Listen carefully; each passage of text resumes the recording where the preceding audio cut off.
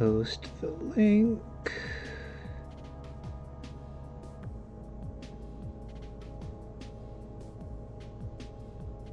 Yo.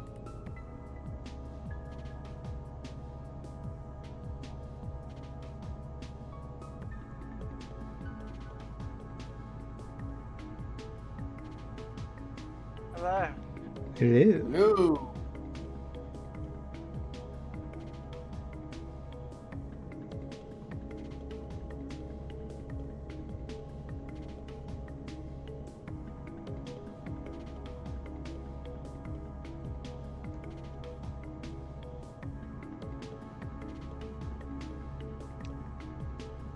How is you, Argo?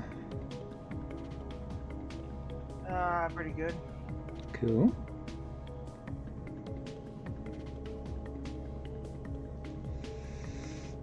Okay. So, Yeah, I've been starting to get back into Parasite Eve, and because still got those retro achievements.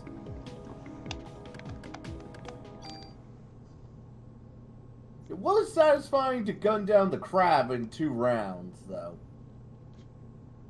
that does sound very satisfying. Yeah.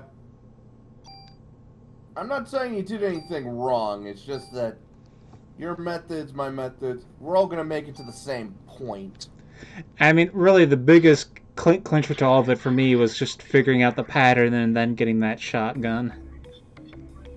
Yeah, the shotgun is... Yeah. The shotgun's just the best, because that burst. But if you put that on something faster with a quicker draw or time bar, with as much sense as it makes. Like, you put a shotgun burst on a pistol. As much sense as that makes, that's like the best weapon. An extremely sawed-off shotgun. Yeah, I guess that would be what it is. That'd Like, be a how does snake it shot work when you pistol. have an SMG? A what shot pistol, Argo? Snake shot. A what? Snake shot is a shotgun round with really tiny pellets, like tinier than a bird shot. Oh. Usually I'm not used for like familiar with pistols. that. I know the cliche is that Americans love our guns, but yeah, I don't know as much about guns as an average American would. You better hand in your. How do I give him a trading card? Oh, to do that, you have to have the card in your inventory and use it to tune up a weapon. And when you give it to him, he'll say, "Whoa, that's a rare card." Okay.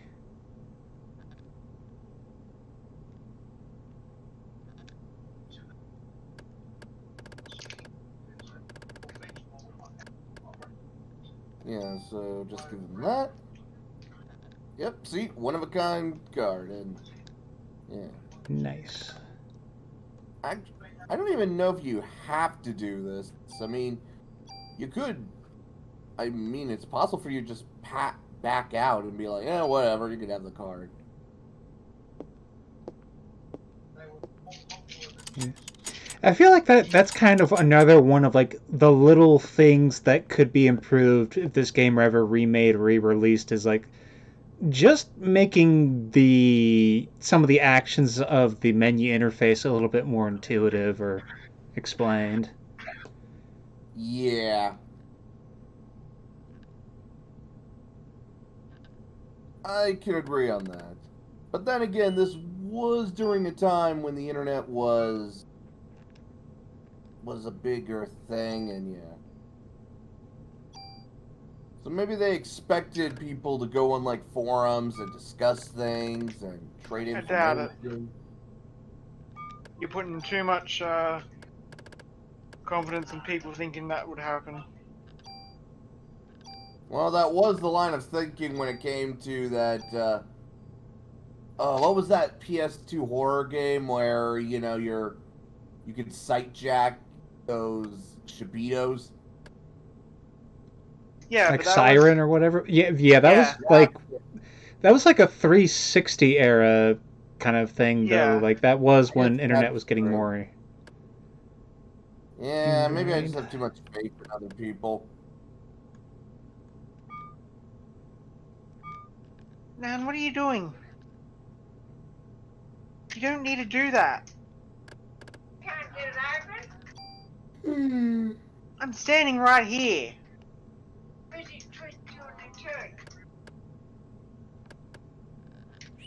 Yeah, you might have to waste your card. No, that's way too much.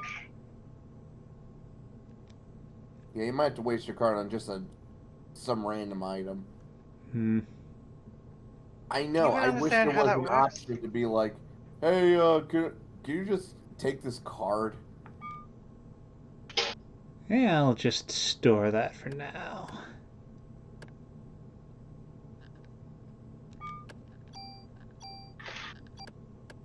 And what exactly is the difference between a normal tool and a super tool?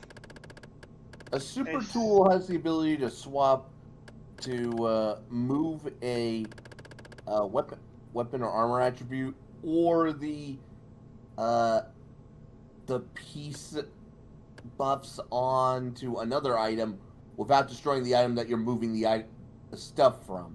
A Huh. normal tool, you only get to pick one, and it'll destroy the old tool, the old item. Okay. a super tool is super. Yeah. Yeah. Actually, no, no. I had the perfect opportunity to say, what's the when you ask, what's the difference between a tool and a super tool? Presentation.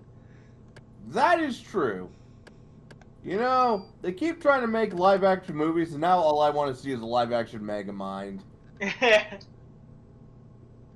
I mean, if they can make the CG good enough and they get the right guy, or they can bring that guy back, Yeah, I I need think to they can see make it work.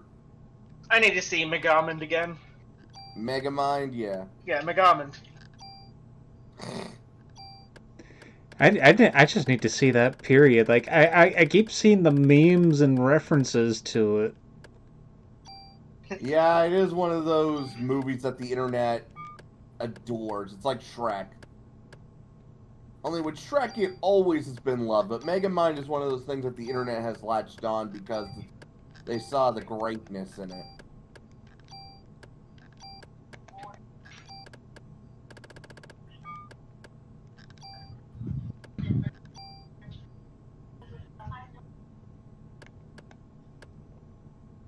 So, does anybody want to explain to me why the fuck we have so many Pinocchio movies this year? Like, There, I believe I saw a title of a video explaining it. Didn't actually watch the video, but I believe Save a Spark did a explanation. ugh. I must have missed Yeah, that. three Pinocchio movies in 1 year. Yeah. We Because got one that reasons. we got one that's really, really bad, another one that's really bad, and one that's, hey, this is darkly whimsical. It's Guillermo. Guillermo del Uh, Toro. my mouth is not wanting I to know form words. that is a name that is surprisingly hard to say, isn't it?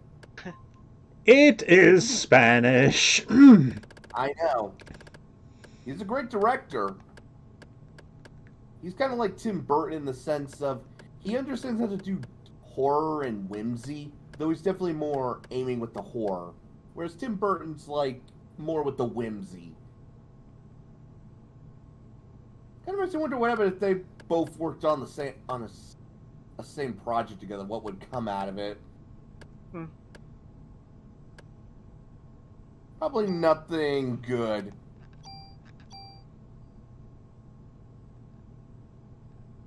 I mean, Can I make a suggestion, Andrew? Yeah. Wait until you find a submachine gun. A submachine gun has the best charge speed and fire rate. So in other words, you can shoot out a bunch of rounds at once and then immediately bolt, so you're not going to get hit by the counterattack. I'm fine with my shotgun. Okay, but you're moving. Oh, okay, I see. Sorry, I thought you. All right, I thought you were moving all your stuff from Mona to it. No, no, no, no.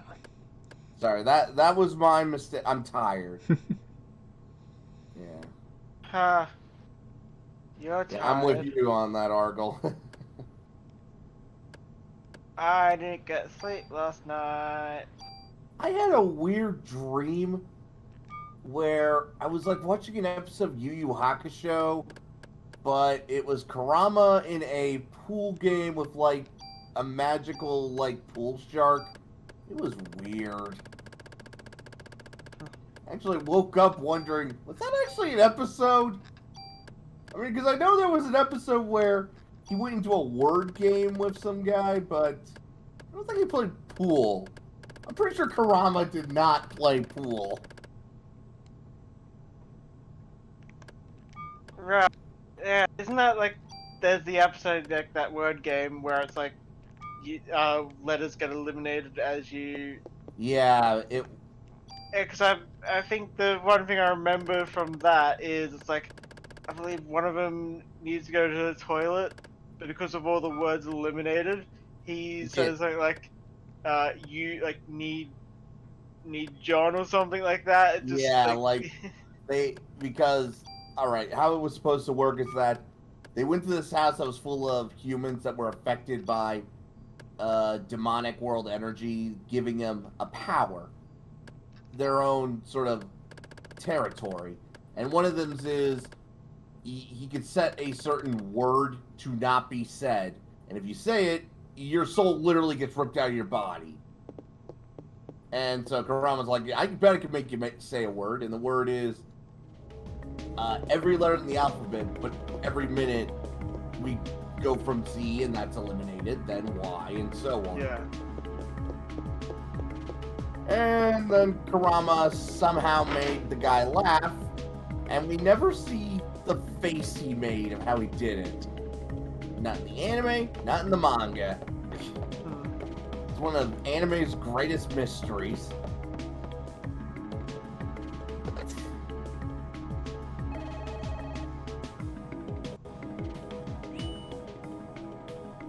Yeah, been watching through Trigon with the anime crew, and How far are you in it? we're for like episode 9 or something like that. But it's reminding me how much early, well, I wouldn't say early, but like 90s anime is a very, very outdated style.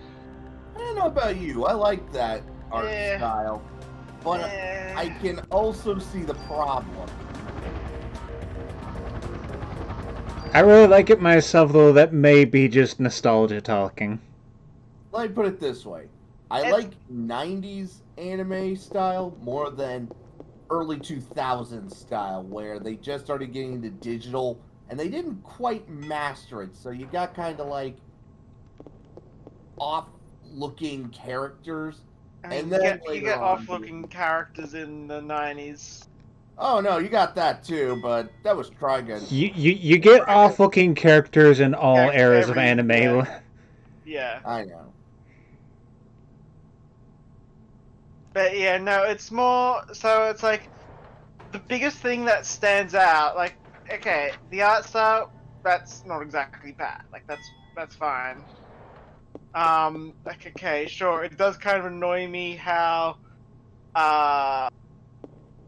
off-model characters can look from one shot to another, like, especially, like, in their faces. Like in some scenes, Meryl and what's her face, can look masculine. Yeah, that is true. But no, it's a lot of the tropes that don't get used anymore. Like the face plant. Yeah, you know what? Okay, now you mention it. Holy shit! When was the last time I saw the face plant? Yeah, I mostly think of like the first seasons of Pokemon when I think of like that sort of thing. Yeah. Yeah. Holy shit. And it just makes me realize, I'm like, I don't miss the face plant. I actually prefer not having the face plant. I don't mind. I mean, I wouldn't say I don't miss it, but it's one of those. Yeah, huh. And of course, blatant sexual harassment. Yeah, that will always be awkward. I mean, again, that's unfortunately kind of always going to be a thing with anime. Just kind of, oh, I grabbed a girl's boob, haha. Now, I'll tell you what I hate. I hate it when a male lead accidentally peeps on a woman and it's like of no fault of his own. And then it escalates immediately to her beating him within an inch of his life. Yeah. Now, if it's a situation of he intentionally was peeping, then that's karmic retribution. I just hate it when it's the accidental one and then he still gets beaten as if it was on purpose. And then I think the other big thing, and this has nothing to do with generation. Maybe it would, but I forgot how annoying Vash is. Yeah, I remember when I was looking back over some things, I remember thinking, wow, he's a lot more pervy than I remember him being. Yeah. Yeah. And I think they try to make him like this kind of character.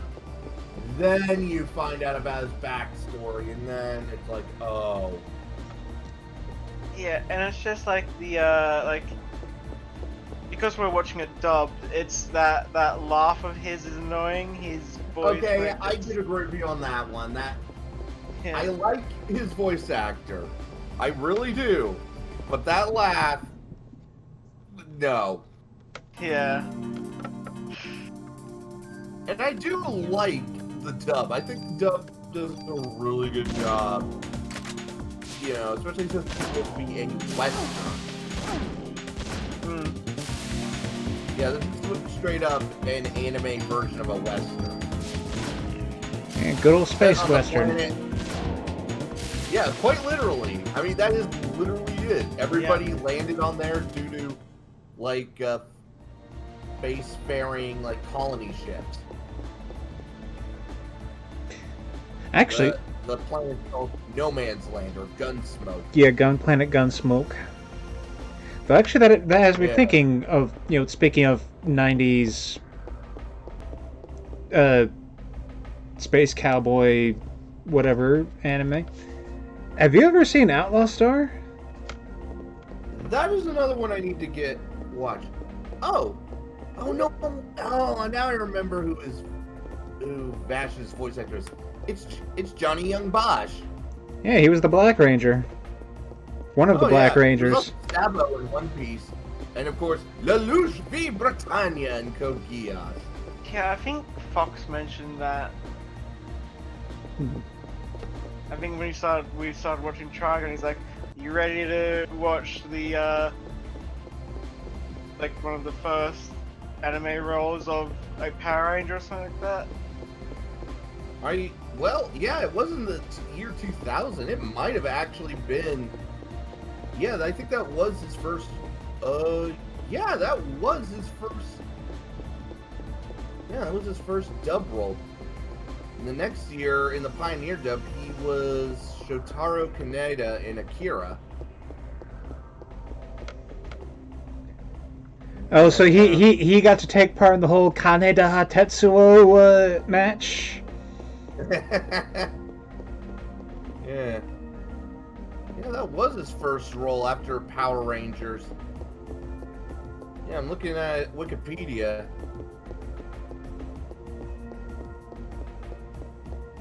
I like him as an actor. I think he does a really good job. And I think him in as Lelouch, yeah, he did a really good job in Code Geass.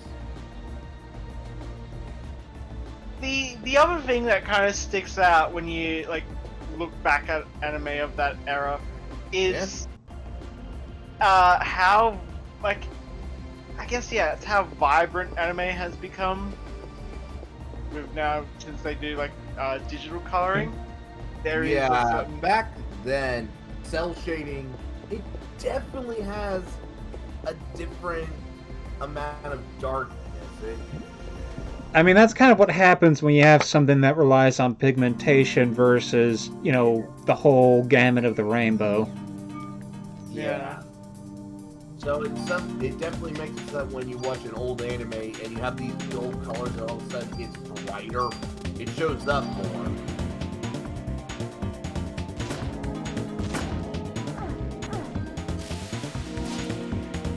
Oh no, I'm still incredibly disappointed that one of my picks did get turned down. I put on the first episode of Rosen Maiden, and Showa was like, I can't, because it's like, you know, they're cute doll characters, but cuteness back in that era of anime was usually done with having the big eyes, and the eyes were usually too far apart, so All I'm thinking is classic bug-eyed. Yeah, I'm just thinking of that one meme picture of like the really huge moe bug-eyed girl. I think you know which one I'm talking about, but yeah. Though, hey, Argyle, to be fair, at least you have some of your picks. My picks probably would never get picked.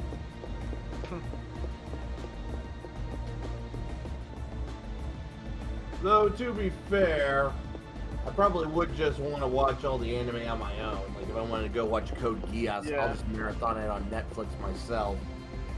Yeah, my current pick that we're watching through is Rascal Doesn't Dream of Bunny Girl Senpai.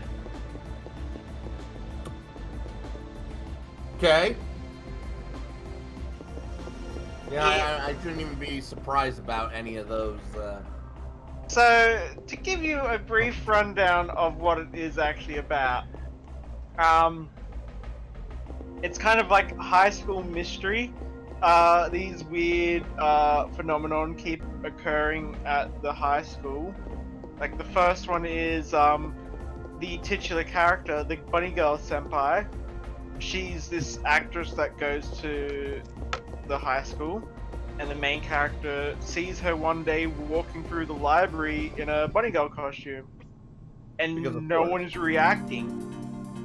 It turns out that she, like, every day less and less people are able to actually see her. People are even not even aware of who she is, even though she's like this big actress. So it's like, yeah, and there's like even it's meant to be both a like a psychological study. Like these phenomena is meant to sort of represent sort of like teen psychological instances that can happen to people. But it also has like it is also used to try and explain certain sort of scientific or, you know, like physics concepts. So it's like there's this smart, you know, the smart nerdy girl. She's like, maybe this is like this sounds like it's Schrodinger's cat. Basically, her existence, like her existence is only there when she's observed. If she's not observed, then she's either existent or not existent.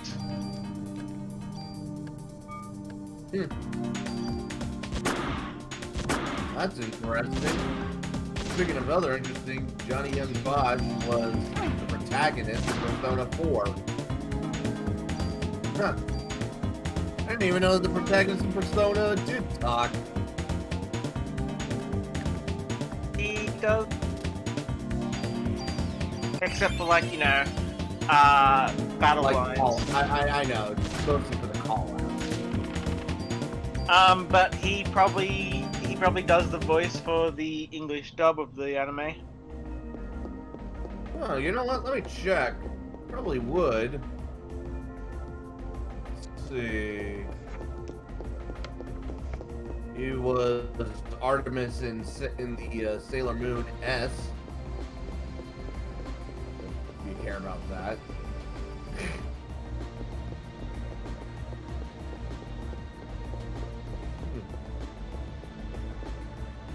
And in the Viz dub of Sailor Moon. Who the hell is Artemis? Oh, it's the white cat companion. I see. Artemis and Luna. Ah, right. Look, I remember Luna. I never watched too many episodes, so either I missed Artemis or I just forgot. Wasn't the white cat male? Yeah. Okay, yeah, that's probably why there's some confusion, because Artemis was a goddess. Yeah. And you are right, Johnny Young Bosch plays Yu Narukami, the canonical name of the protagonist. Yeah, that is actually the canonical name. I'm aware. Yeah. No, I was just kind of chuckling at the fact that I'm like, oh yeah, I never actually really thought of that. Artemis is a goddess, and yet it's a male character. The only other time I've ever seen something like that is I remember in Case Closed. They're in one of the chapters. They're in the mountain with some hunters, and of course there's a murder on the mountain. But they also mentioned there was a bear there. A big female one who they named Jubei because one of them actually shot her in the eye, and now she has a big, almost crater-like mark where it is, like an eye patch. And of course they're like, wait, if it's a female, why'd you give it a male name? Because she has the spirit of a samurai. I'm sure it probably made a lot more sense in the original dialogue, there's more nuance, but it's not like they can exactly explain everything. Yeah.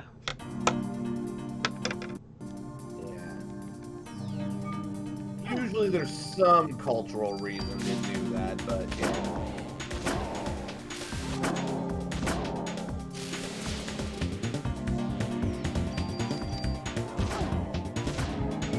I'll tell you one thing.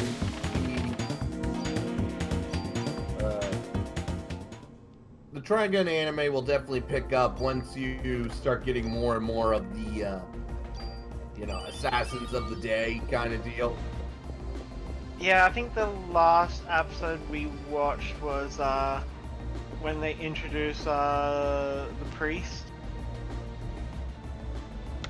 Oh, I love that guy. Oh, the dude with the cross gun? Yeah, the freaking huge cross gun.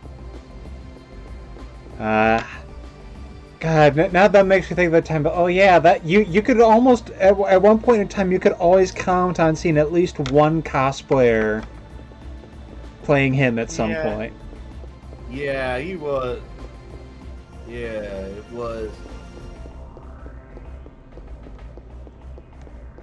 He's like, yeah. Right. Yeah, Nicholas D. Wolfwood. Yeah. Yeah, also, okay, if there is something I love about Trigun, the character names are awesome. Like, you got stuff like Mud of the Gale, Dominique the Cyclops, Friday the Blade. You just got something the something. I love that. I mean, Yeah, it that was matches a with little the West aesthetic with how, you have like Billy the Kid or the Sundance Yeah. Kid or whatever, yeah. Exactly. That's why it's like, this is an anime version of a Western. They go with that sort of vibe. Yeah, My there was favorite is Kate the Long Shot. there was a little confusion about whether or not Bash the Stampede was his full name or if Stampede was supposed to be a title. It's like, nope, that's apparently his actual name, the Stampede. I think... I don't remember if that actually was supposed to be his last name or his title. His title is the Human Typhoon. Yeah, but this...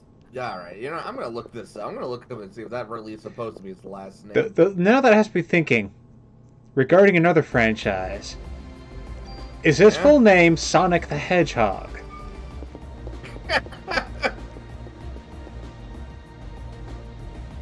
If so, does that mean that he's related to Shadow the Hedgehog and Amy Rose the Hedgehog? I mean, I would say, if anything, that's like the case of how it's like in some areas or regions or countries or whatever, it's like, oh, like 20% of the people have the same last name just because, oh, that was like an occupation or a general thing that everyone just picked up on. Where it's like, isn't there a case of it's like, oh, like there's a large portion of people in China have the last name Li or something?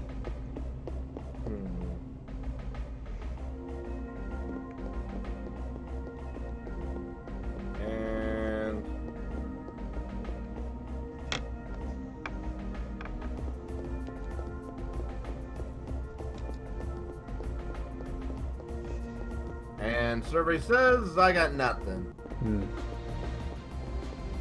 It may or may not be his birth last name, but to be honest, he probably would call himself Vash the Stampede with the whole humanoid typhoon to be like, stay away from me. Because he's the guy, he is a pacifist in nature. Yeah, like...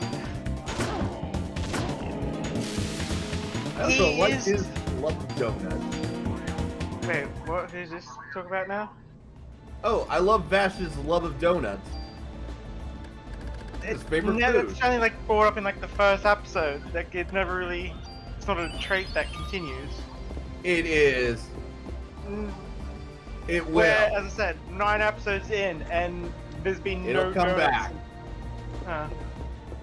It'll come back. Although they might show up more in the manga, because remember, this is an anime adaptation. And actually, yeah. That reminds me, one of the reasons why I think we're watching this is because there is an anime, a Netflix series. I don't know why I said anime. Tiredness. There's a Netflix version that's getting released. I think it's CG though. Well, and it should be closer to the manga. To be honest, when it comes to the Netflix dubs, they're usually pretty good. I thought the JoJo dub was really good. Well, it's like it's a new series. Is the point? Yeah. I know, but I'm just saying that if it was a Netflix series that was live action, I'd be like, that's fine. That's when you go the other way. Which is funny, because you'd think that like a sci-fi western would work pretty well, but then it's like, from what I understand, like, okay, the Cowboy Bebop series, from what I understand, it wasn't bad, but no one really cared that it came out. No, it was a combination of that and the fact that they were trying to compete with Disney's Star Wars. They wanted their own sci-fi franchise, and they basically did a lot of Cowboy Bebop, and then put in their own ideology into it. Yeah. rather than trying to make a good story and then wrap everything around it. They went backward. Hmm.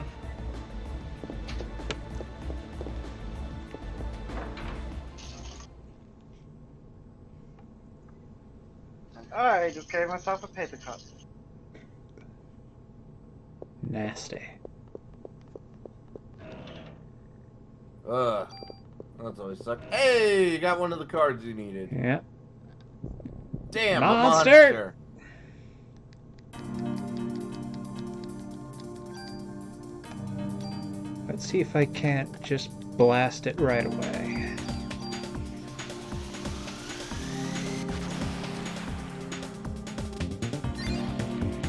Nope. Yeah, those things are pretty nasty. Indeed.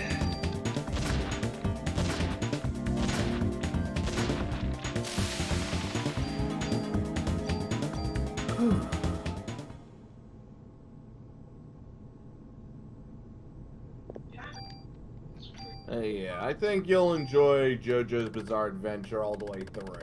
I mean buns. What? Nothing. Wasn't talking to you. And hey, for the final villain, they got Yang Ye voiced him, and I think he did a terrific job. Ironically, or I guess not ironically, but he originally was there to voice the main villain stand, White Snake, and the dub, Pale Snake. And then they just basically told him, oh yeah, by the way, you're voicing the villain. Like, what? That's apparently how it happened.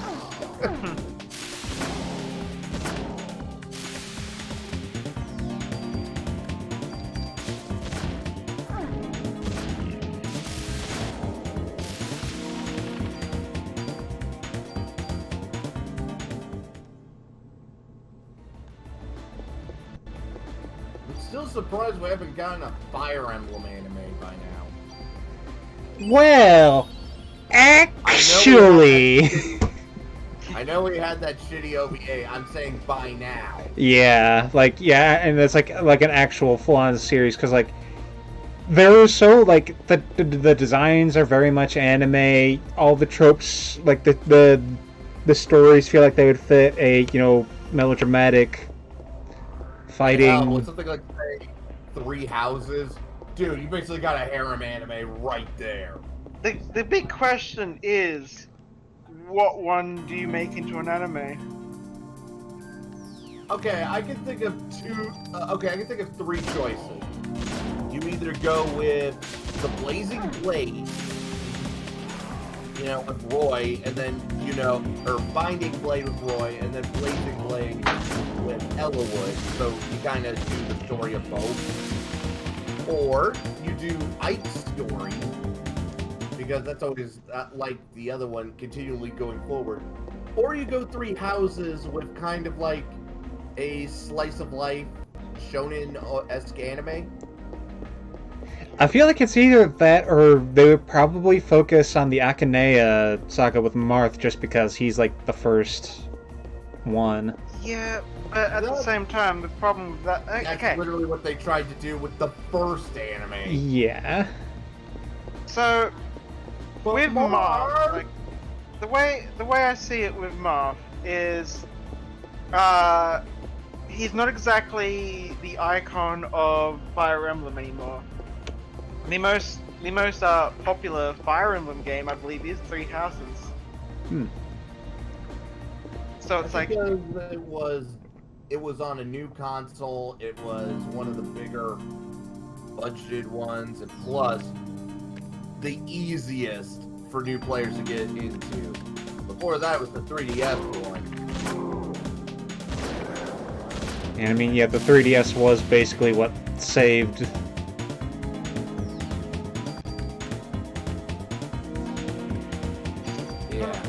the franchise, yeah. I would say it wouldn't have saved it because it still probably would have been popular in Japan. It basically made it accessible to Western audiences, much easier. Smash Brothers opened the door, and the handhelds brought them in. Yeah, it's like the problem with doing 3 houses as an anime is, of course, the fact that Too many variables. yeah, they would have. Like, I could probably see it if they either do one storyline, but then like that endangers pissing off fans that prefer one of the other storylines. Yeah. Or they do all 3 storylines. Like, technically 4. yeah. And that's also on top of what Byleth will be the canonical one, the male or female. Yeah. Which I imagine most players would want it to be Fembyleth, but you kind of get the feeling that, oh, we need a self-insert pro tag. It has to be the male Byleth, according to the whatever production committee makes it. Sad but true. Yeah. Yeah, I think having one of those older games that have like a straightforward story might be the best option for that. You're in the way. I suppose the only insert, well, would have to be Mark the tactician from Blazing Blade. And there also kind of was the purpose of the main character in was Robin the canonical name for Awakening? Yeah. Yeah. Though with Robin, it was a gender-neutral name, whereas the Blazing Blade, the canonical name of the protagonist, is in fact. I mean, well, Blazing Blade would have been Elliewood. But yeah. No. The protagonist. No. The player stand-in was the tactician. Right. Who you do see occasionally. It's the one that Lynn rescued. Ah, okay. Yeah. There's like another thing they could potentially do with like if there was a Fire Emblem anime is just a new unique story. Like, I would say you do a unique story using well-known characters. So kind of pulling off like a Fire Emblem Heroes or Fire Emblem Warriors thing with a bit of a crossover. Yeah. I mean, that feels like that would make sense. Yeah. Like, okay.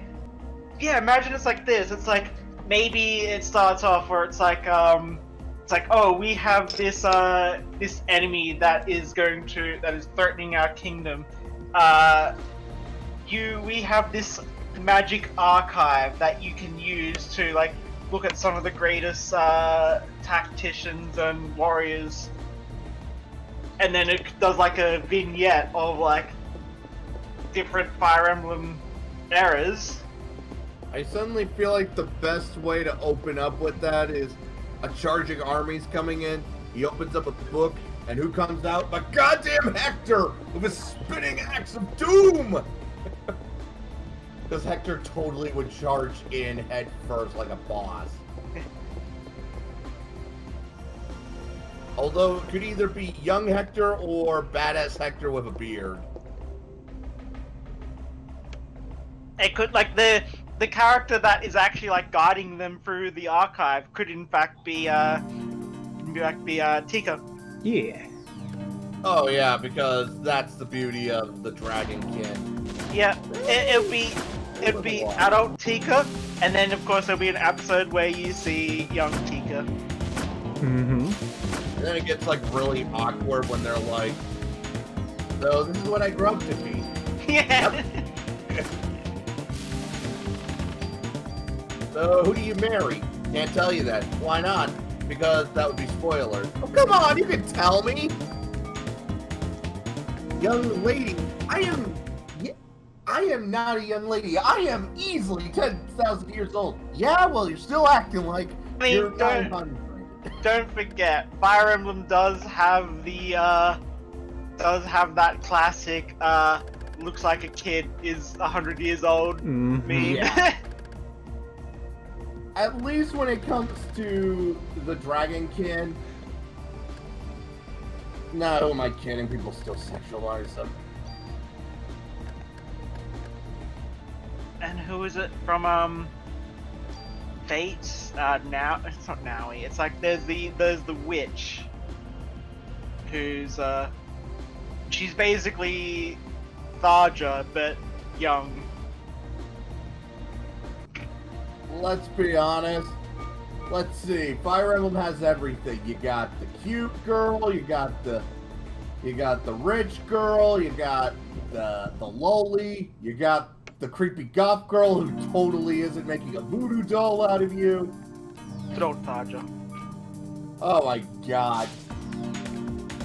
You know, I remember when I first played that game, I was really uncomfortable about her, but now I understand why people love her. Because of just, she goes so over the top, you're like, I want to see where this goes.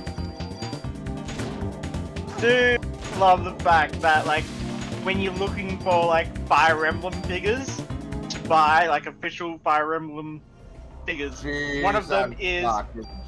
Tharja leaning on a pile of books. Can you find a picture of that one? I gotta see it now. For research purposes. Though, yeah, she's definitely one of the more interesting characters.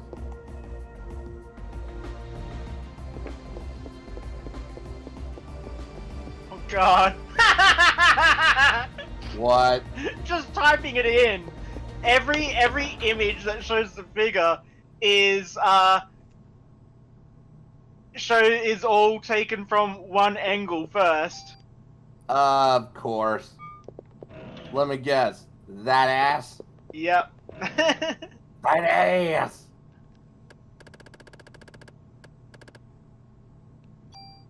She has what we like to call in the industry, badonkadonk.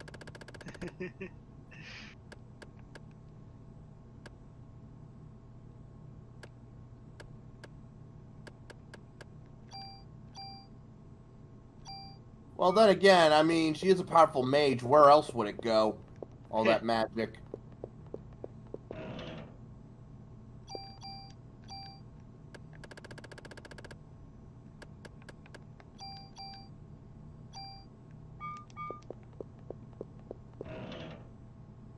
It's expensive as well. How expensive we talking? Like $200? Brent, we all know that in anime figure terms, $200 is a bargain. Yeah. Oh god, the fact that that is true really astounds me. Okay, I'm gonna post it in shit posting. Yeah. As you've already figured out, I keep posting Christmas stuff each day because I kind of like my advent calendar.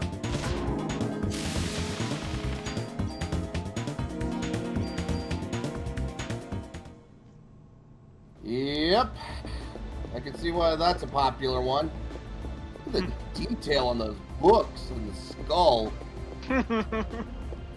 And also that ass.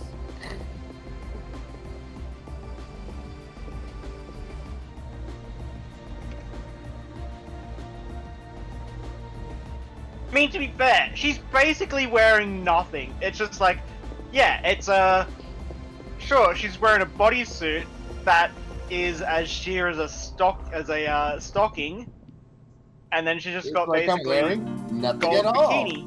Nothing at all. Nothing at all. Stupid sexy Tharja. Yeah, I don't even hate it. I mean, I'm not even gonna lie. I like the big sister in Fate. Even if she is batshit insane.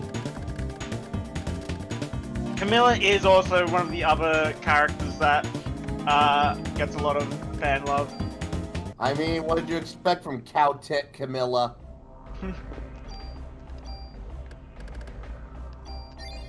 Hell, I wouldn't be surprised if she has one of those Mega Milk t-shirts. I'm pretty sure I've seen a meme of her in that. Yeah, I wouldn't be surprised if somebody did that. And now I'm gonna need to find it. Just because, I won't lie, that meme always makes me laugh. The thing I did love about Awakening, and it was the design of the clerics. Their sort of armored dresses. Which makes sense if you're putting them out in the front line.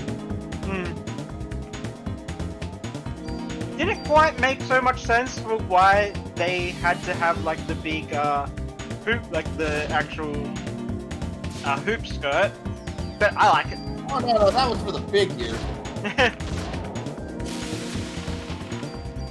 No, that was for the fans.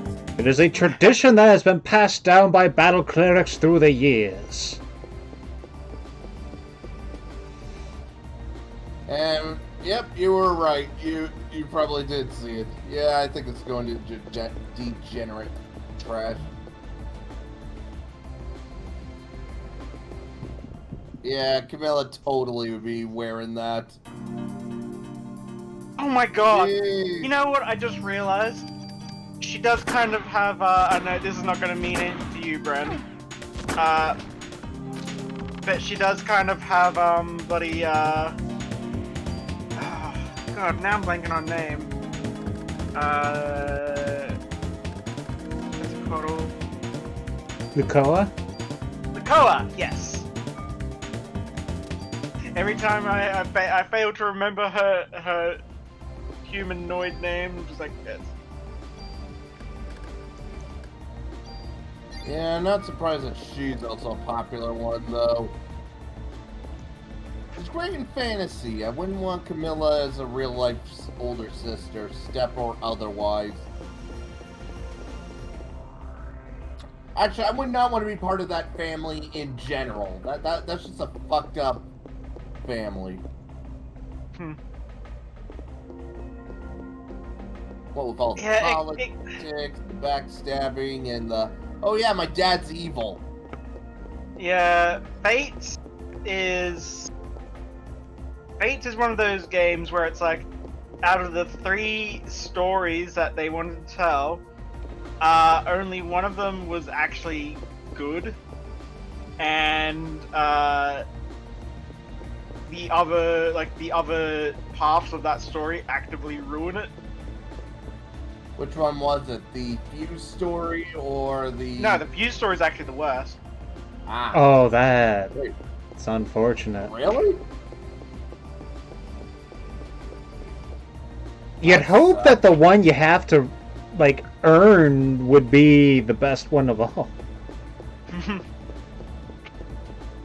Okay, if there's something I did like about Fates is the fact that both games have differing gameplay. Like, one is easier Fire Emblem, and the other one acts for hardcore Fire Emblem.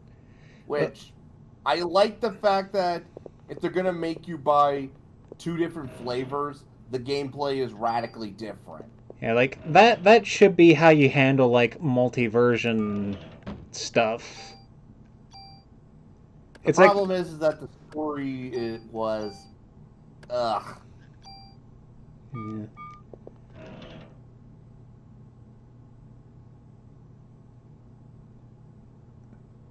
Oh, that's a sexy looking shotgun. I'm not giving up Mona, but that is a nice shotgun.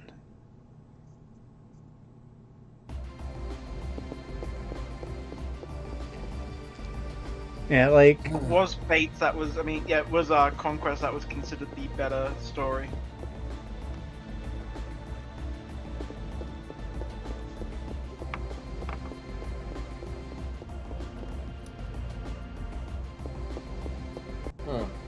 because it delves into like Xander basically essentially choosing between whether he should continue listening to his dad or if he should actually start siding with the family that the rest of his family. It's like, dad says that we should do this shit, but it's like, I don't want to do that because that would bring you to harm. I suppose the other thing I do like about him, I like how they change, the design of the units from Western style fantasy to the Eastern style. I think that's a cool looking. That was a cool looking. Design. What was the other, because there was Conquest? What was the one where you go back to your family? Birthright. Okay, there's Conquest and Birthright. Birthright, that's right. Yes. Yeah, I think.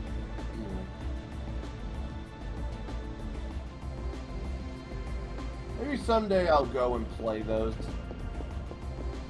Even if the story is bad, Fire Emblem gameplay is still fun. And to be honest, I played plenty of terrible games just because. And like, just last week, a shooter where you're the president's secret service. A couple of those, but yeah, just last week they announced they've already announced DLC for the next Fire Emblem game before it's even released.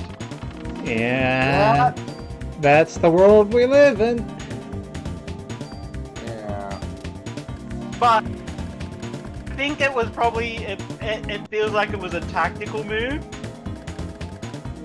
because it's like basically the DLC they've announced is like, yeah, you get all these popular characters from previous Fire Emblem games. Oh, son of a bitch. So I can feel that definitely feels like maybe there hasn't been as many pre-orders as we want, so let's try and boost pre-orders by. There is only one DLC character I would ever want that I feel I could put into any army. And that's good old Merchant Anna. Yeah. She's the... If I'm gonna, teleport some previous Fire Emblem character into my army, Anna's the only one that makes sense. From what I can tell with the new Fire Emblem game, is it actually has a sort of a time jumping or history sort of jumping storyline. Because isn't part of the whole thing that Fire Emblem Engage, and it's like you do a thing to bond with previous heroes or something? Yeah, that's what it is. Yeah. Well, I'm sure I'll like it. I mean, I liked Three Houses. I don't like Fire Emblem as a general rule. I like tactical RPGs as a general rule. I'm generally an RPG guy. So you are not, in fact, Scott the Woz. No, I am not. And Scott was never the same after he changed his ending theme. What else am I supposed to comedically cut to after saying a quip?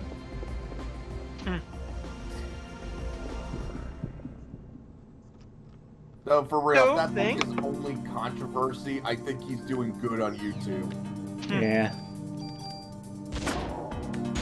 Yeah. I would absolutely kill for if they tried to do a Pokemon Conquest game again, but this time actually instead of it being Nobunaga's Ambition or whatever, they make it Fire Emblem. I mean, it wouldn't be the weirdest thing Fire Emblem ever crossed over with.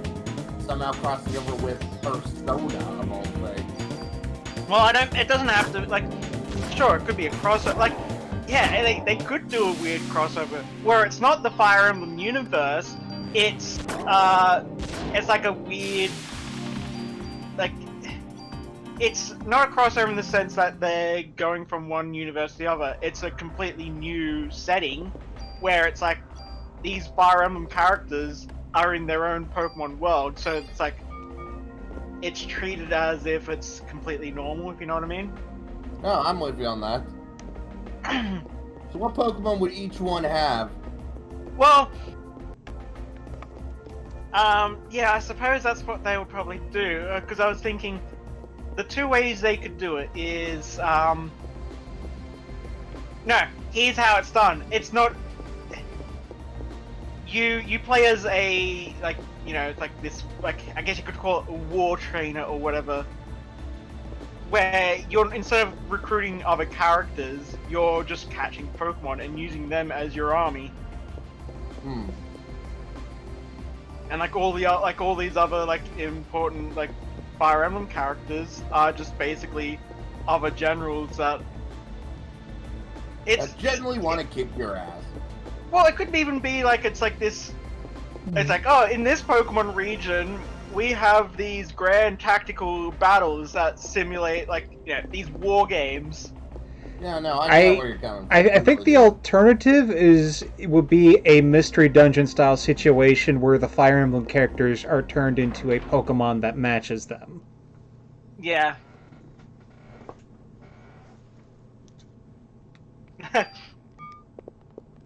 Then let's see, Tharja.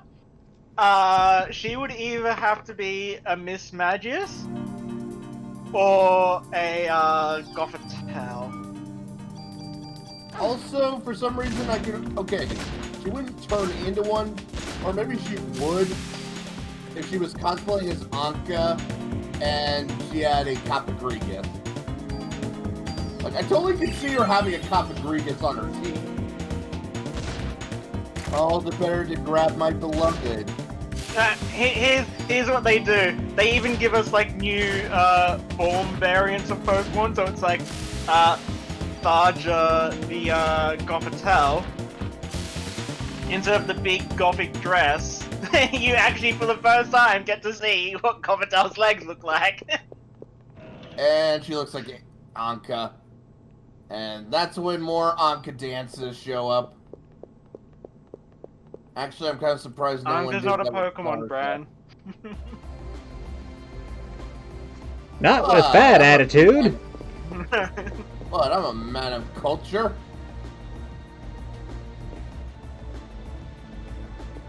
And it's a genuinely good song. Definitely an earworm. And what would Tika be? Because she is a Obviously a dragon type. Yeah.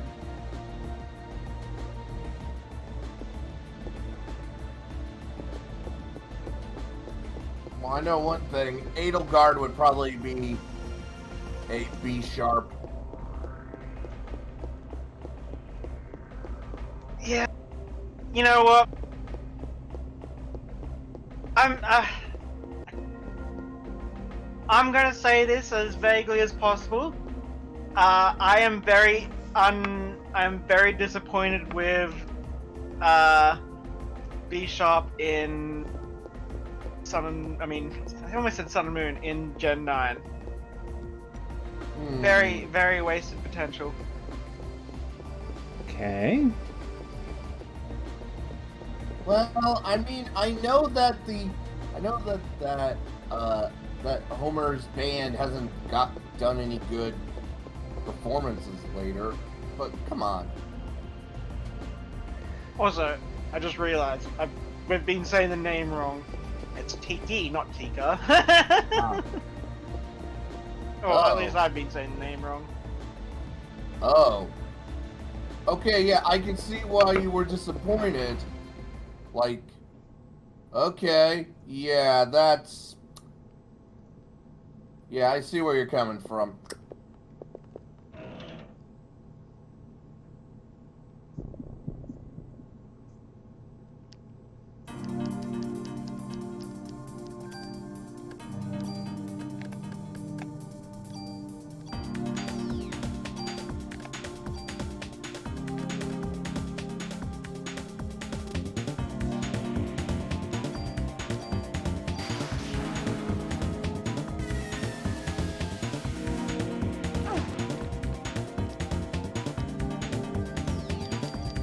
Should not have made two. Ugh. You ever do that? You make yourself something for dinner, and it's like, I'm gonna have two of them, because you think, yeah, two of them. Oh, you totally eat both. Yeah, then you're like halfway through the second one, you're like, I regret everything. And you can't get rid of it because it's not like a food that microwaves well, and you don't want to waste it. And yeah, That's when you. Like one of the... Go ahead. I was just gonna say that's when you look down at your stomach and call it a liar. Yeah, you liar, you asshole.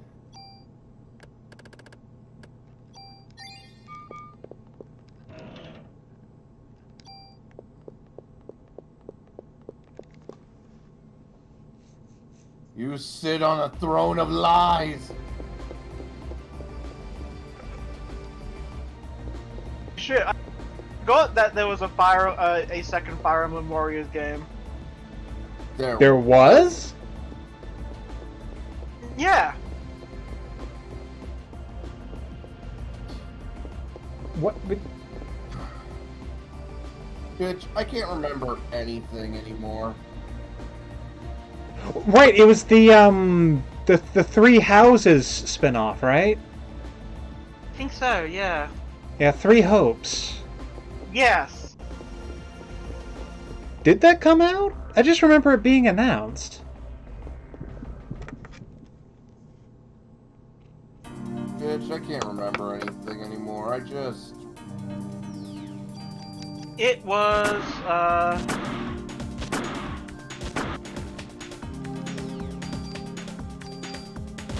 well, it says out now on Nintendo Store. Ah.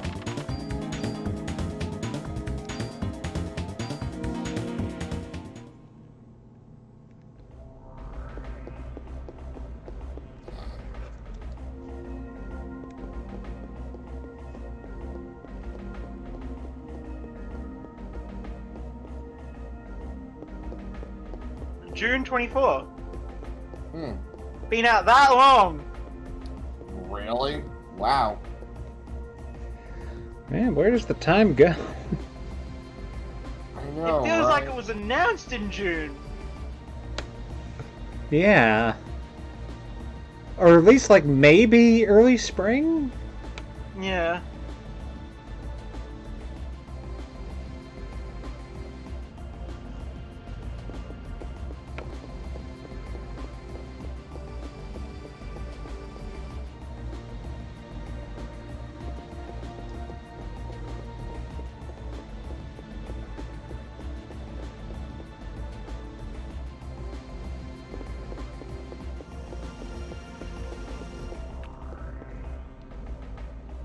I mean, I suppose it makes sense that that was a thing that came and went, considering they also went up and announced Engage. I don't know what's going on anymore.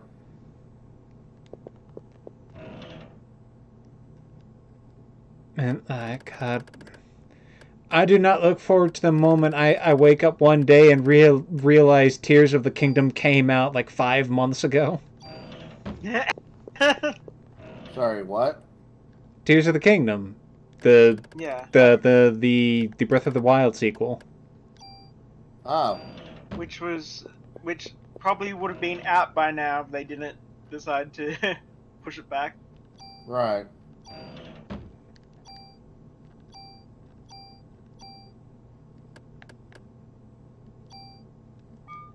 My brain is braining right now. A realization just hit me. Like a hurricane? Anyway, no, that would rock you. Yeah, no, Metroid Yes. is not one of the big flagship series of Nintendo, since it hasn't had its own, like, spin-off games in the form of, like, how we've got Mario and Rabbids, Hyrule Warriors, Fire Emblem Warriors. Hey now, you best not be throwing shade on my main man, Metroid Prime Pinball. Oh yeah, that was a thing. Like, How can you forget No, Metroid Prime Pinball? It was compatible with the Nintendo DS Rumble Pack. ooh. You know, if Nintendo had, if I had a nickel for every time Nintendo released a weird pinball game involving being flagship product, I'd have 2 nickels. Which is a lot, but it is weird it happened twice.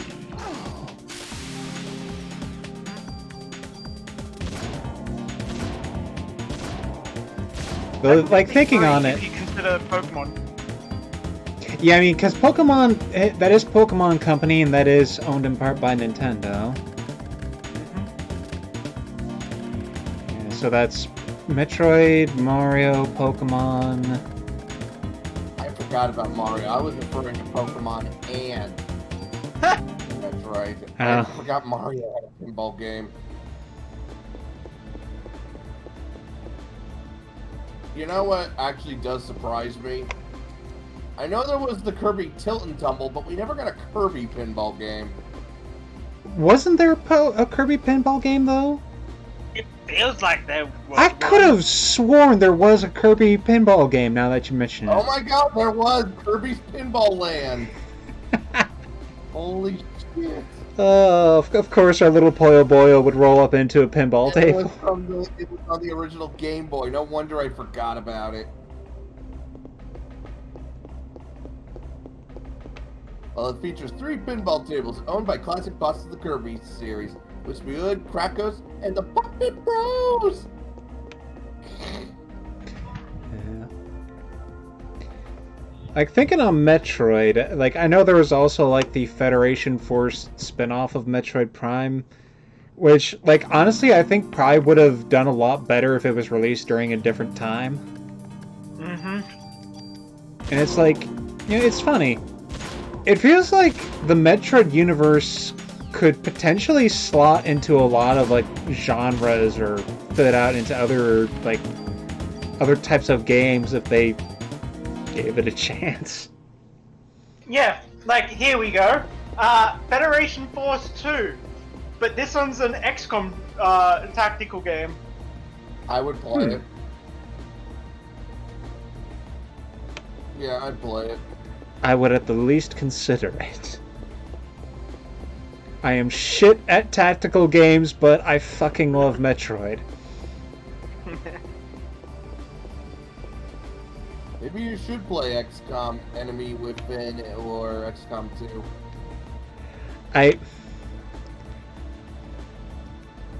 Here's the thing. At the moment, I might consider playing Mario plus Rabbids.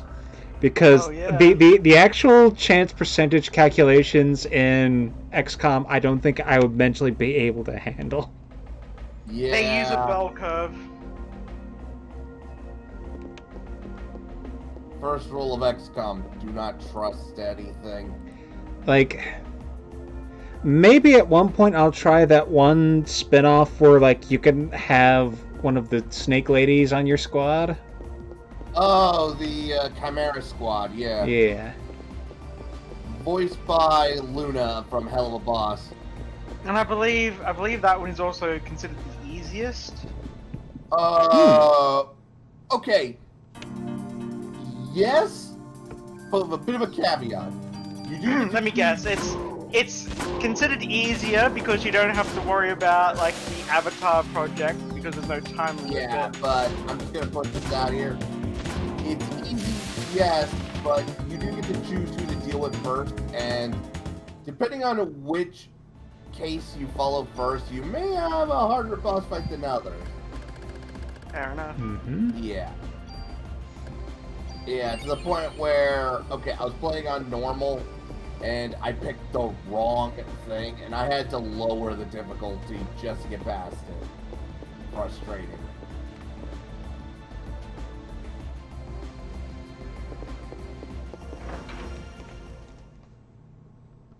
But, yeah, it is definitely the easier of them. Especially since, okay, you do get penalized if you kill people, because you can't get like intel or anything out of them.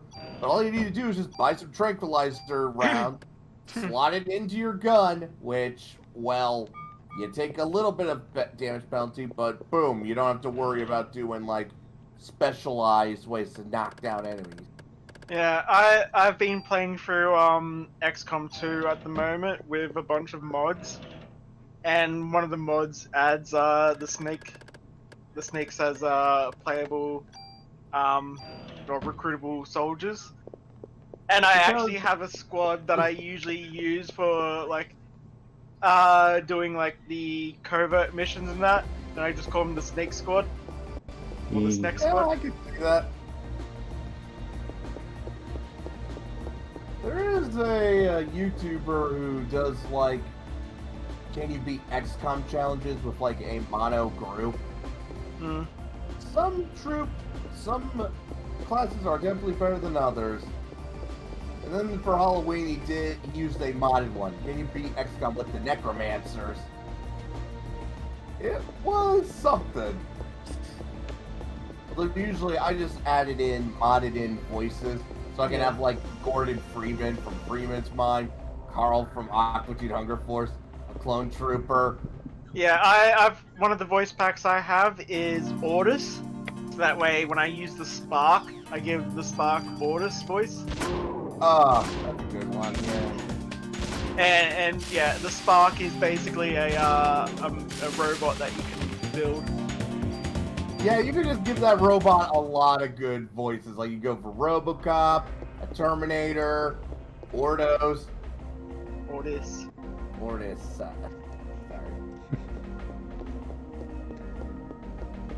There's nothing quite like having your AI companion cheerfully greet you, or upon looking in on you. Operator, were you visualizing a bloody battle? Me too! Yeah. When you start to realize that maybe you want to clear some of his memory banks, you know, just in case. Like, maybe at least the memory of where the nerve gas canisters are. Ordis is just fine how he is. He totally isn't glitchy. Nope, he's not glitchy at all.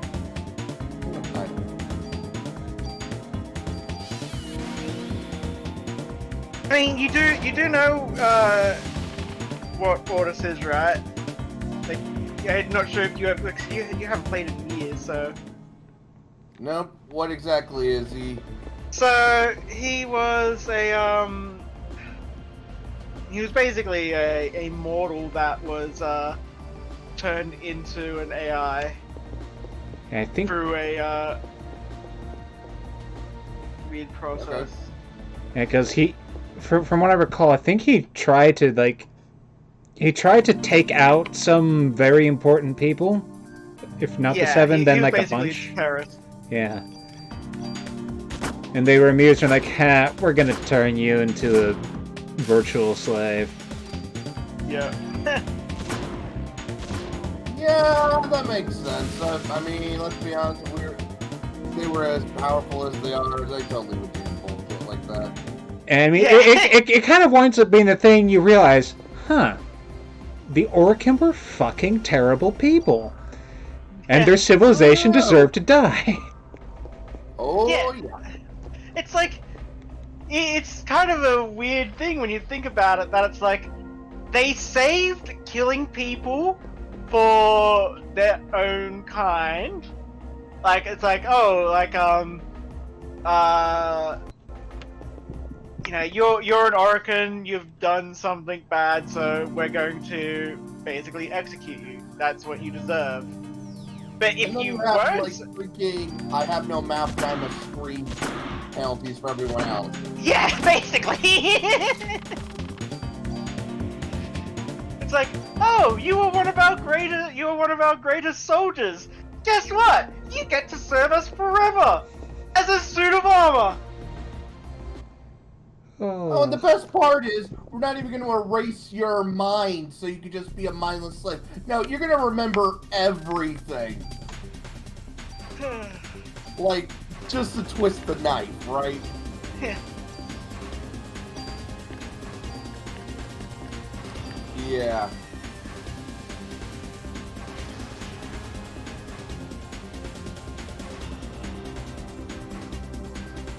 And hell, some of them even with the Warframe process, they were still also horribly tortured and experimented on, like freaking Valkyrie. Yeah. Yeah, I didn't read a lot of the entries, but the stuff I did read, I'm like, oh, fucking hell. There's also a matter of, like, I'm not sure if it gets mentioned in Warframe canon, but I know that in Dark Sector, part of the thing of it is that the Technocyte infestation is said to be very painful. I would assume so. You know, just to, again, twist the knife. I mean, yeah, Umbra was basically paraplegic before the finalization. Mm-hmm.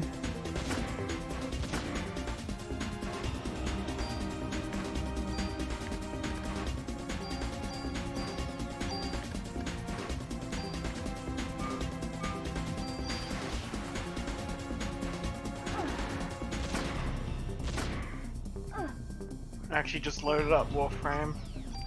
Warframe, There's a. I was looking at the Barak crime, the Baruch crime. I was joined, but my internet isn't as good as it used to be, so gameplay would be a lot harder for me. I should also probably. I might have to get myself a Cora Prime. Looks good. Good to hear. I mean, Cora's one of my favorites. Well, you know, you knew me. I was Rhino. a basic bitch with Rhino.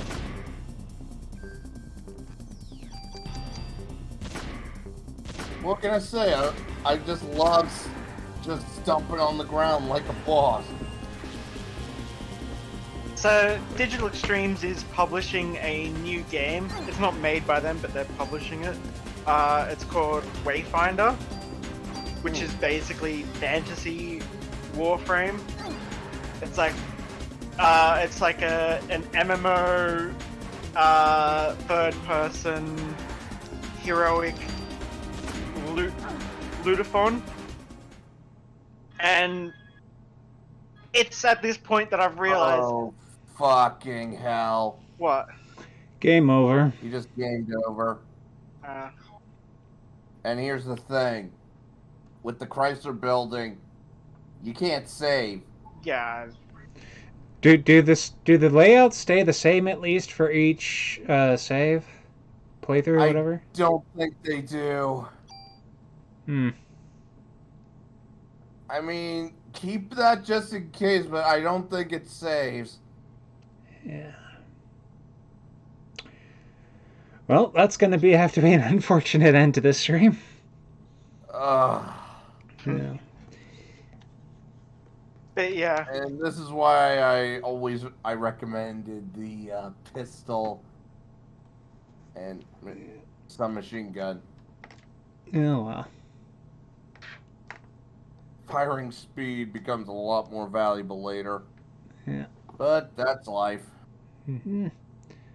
Good night to any watchers. Yeah.